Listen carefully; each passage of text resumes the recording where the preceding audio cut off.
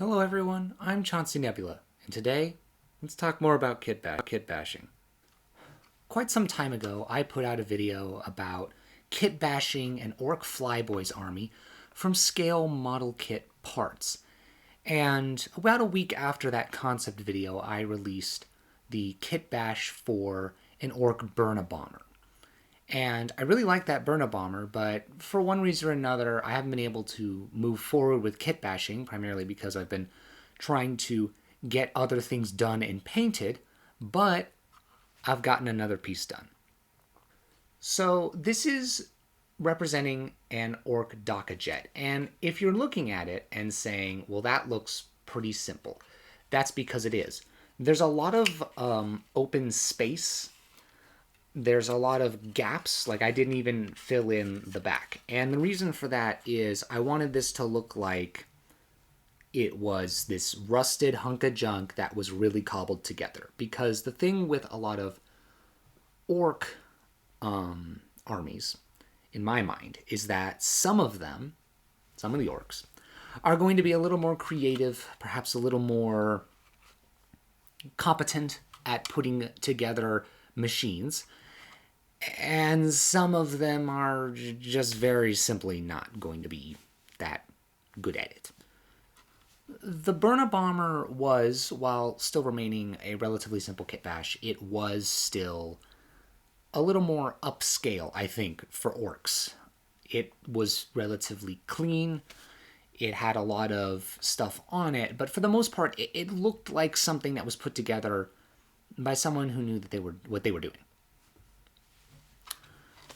This looks less like that. The wings are from a P-51 Mustang kit. The entire body is I believe, a Dodge Charger kit. The big tank in front here is from a Peterbilt 356 conventional kit. The engine on top, the cylinder, is from a Batmobile kit. The little air intake thing, I'm not really sure what you call it, that's from a car kit. It's actually from the same kit as the body.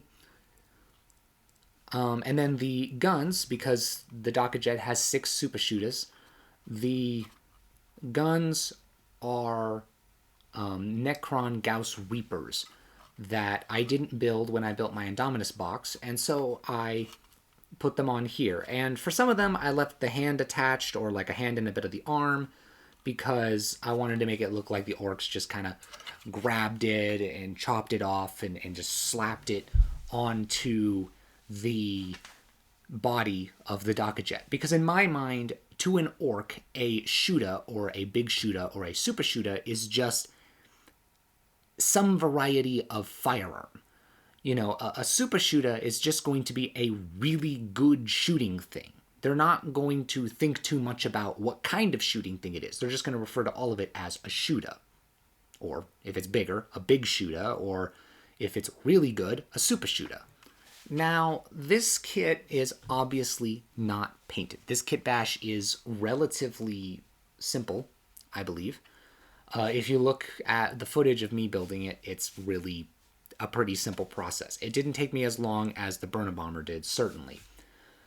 But nonetheless, I really like the way it turned out. I really do like my decision to keep a lot of open space in the front, especially, because when I paint this up, I'm going to really make it look a little bit rustier around the edges. Like, it's painted, but it's a little bit more beat up, it's a little bit more scratched. It's going to look a little bit more hodgepodge than perhaps some of the other pieces in this army. But I like that. The whole point to this Ork Kit Bash project is to make something that is different. You know, you could make an Ork Flyboys army just out of the kits that Games Workshop sells, but it's over $1,000. And I really wanted to do my own thing because, to be perfectly honest, I'm not super thrilled with the way that the Ork vehicles look in 40K, at least for Games Workshop's products.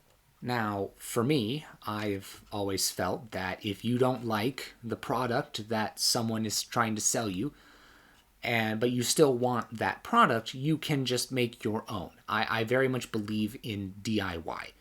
And kit bashing, especially for something as expensive as an orc army, I think is a really good idea. Now, it is true that since filming my last Kit Bash video, Games Workshop has released a statement saying that third-party 3D printed materials are not allowed in Games Workshop tournaments. Essentially, they're not legal for, tournament play. They're not legal for, our standard games. Most of us don't play open play. We play matched play. And for that reason, stuff like this is not going to be for you if you're the kind of person that wants to take it to a tournament. It's also not the right thing for you if the people you play with exclusively follow Games Workshop tournament regulations and don't allow any kind of 3D printing or third-party pieces. Now, personally, I'm not a huge fan of this decision by Games Workshop. I understand it. It's an understandable decision. But I personally don't really like it as much because I think it takes a lot of the creativity out of Warhammer in general. You see, the thing that I always liked the most about 40k and Age of Sigmar and Kill Team and Warcry is that, and this goes true, indeed, for Necromunda and any other games that I've forgotten about, the thing that I really liked was that they encourage you to make conversions. They encourage you to kit bash, to modify, to personalize. I'm sure they would prefer it if you didn't take a $10 model and kit bash it into something representing a $50 model. But, Games Workshop used to put out in White Dwarfs, instructions on how to make things for their game out of just stuff you had lying around. And to me, that's really in the spirit of Warhammer 40k, especially with something like Orcs. I feel like Orcs is the army that it's almost weirder if you don't kit bash, in my mind.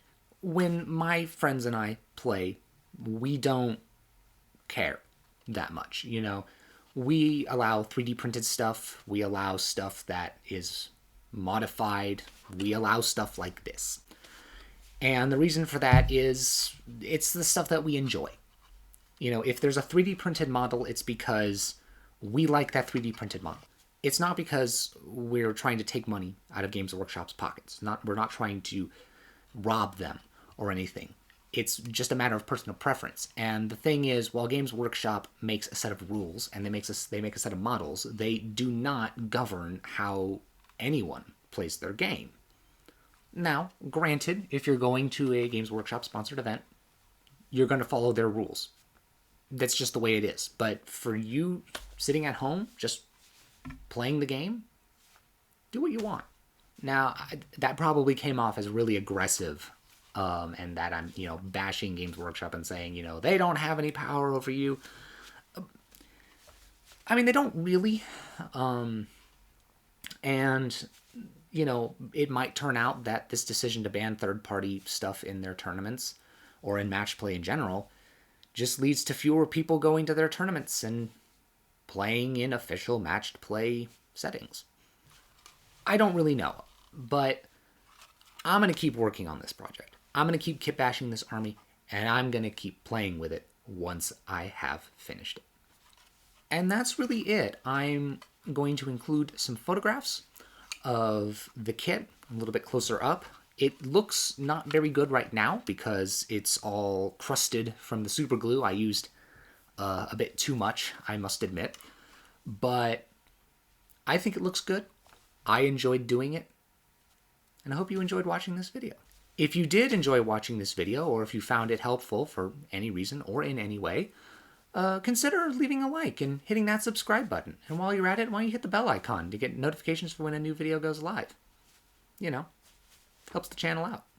And if you have any thoughts on Games Workshop's decision to ban third-party miniatures, or if you have, and especially even, if you have thoughts on kit bashing and kit bashing orcs and using scale model kits to kit bash things, I'd like to hear what you have to say. Anyway, guys, thanks for watching, and I'll see you guys next time.